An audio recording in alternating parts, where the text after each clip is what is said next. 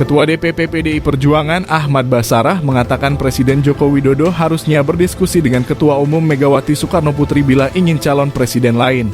Basarah menyebut secara etika organisasi partai, Jokowi mestinya mendiskusikan atau menyampaikan ke Megawati terkait keinginannya.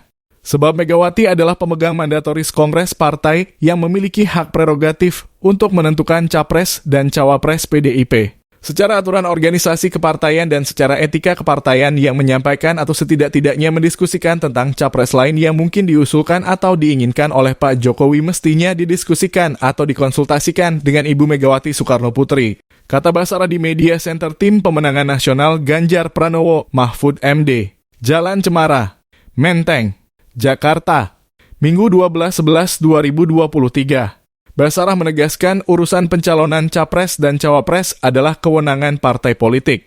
Artinya ranah pilpres ini memang ranahnya partai politik dan Bu Mega sebagai ketua umum partai politik pemegang mandatoris Kongres Partai yang diberikan hak prerogatif untuk menentukan siapa capres dan cawapres yang akan diusulkan oleh PDIP, ujarnya.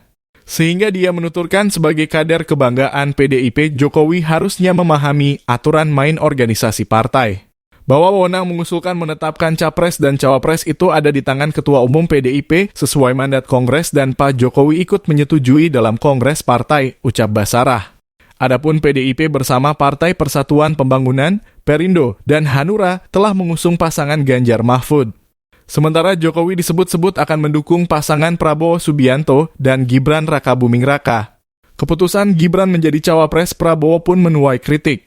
Sebab putra sulung Presiden Jokowi itu masih menjadi kader PDIP.